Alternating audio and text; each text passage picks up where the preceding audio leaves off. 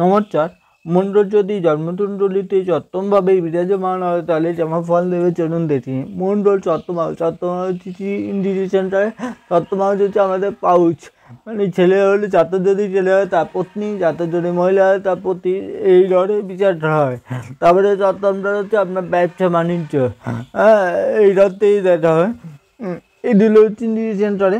তারপরে এটা নিয়ে এই সপ্তম ধরে মণ্ডলে প্রতিদান, এটা হচ্ছে মণ্ডলী বানিয়ে তোলে জাতককে, মানে মণ্ডল দোষ দিয়ে তাদের সপ্তম ধরে মণ্ডলে বসা বা মণ্ডলের দৃষ্টি পড়া তাদেরকে মণ্ডলী বানিয়ে তোলে।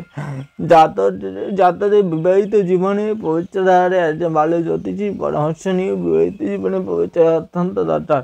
আর মণ্ডল যদি টেনে বলছি শুভ দ্বারা দৃষ্ট হয়, শুভ অবস্থা তাদের, তাহলে অতটা ইয়েতস্ত দেয় না, অতটা অসুবিধায় তাদের বিবাহিত জীবনে। কিন্তু মণ্ডল যদি তারা ভবিষ্যতে জুতিতে আসছে, তারা মণ্ডলে দেখছে বা 70 রাশিতে বা নিশ্চিত রাশিতে বসে, তাদের কিন্তু অবস্থাটা অত্যন্ত জটিল হয়ে পড়ে।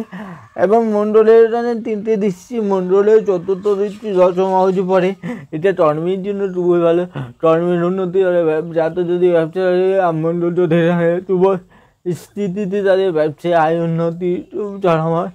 আর মণ্ডলের সপ্তম দৃষ্টি প্রথম হাউজে, এটা ব্যক্তিত্বের উন্নতি করে জাতকের ব্যক্তিত্বতে আকর্ষণীয়তা দিতে, জাতকের মধ্যে একটা লিডারশিপ কোয়ালিটি তাদের, কিন্তু জাতক প্রচণ্ড রাডি হয়, প্রচণ্ড টুর স্বভাবের হয়।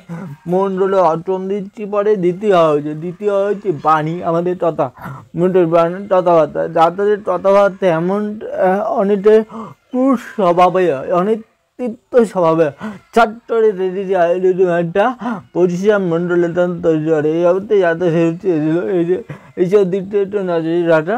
আর দ্বিতীয় হচ্ছে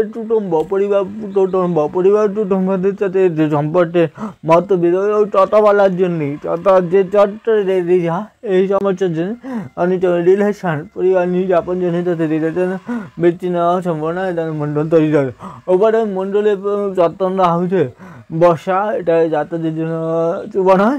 এই অবস্থায় জাতকদের একটা ভালো জ্যোতিষী পরামর্শ নিয়ে তার বিশেষ বিবাহিত জীবনে পবিত্র হারে করিয়ে নেওয়া খুবই আবশ্যক।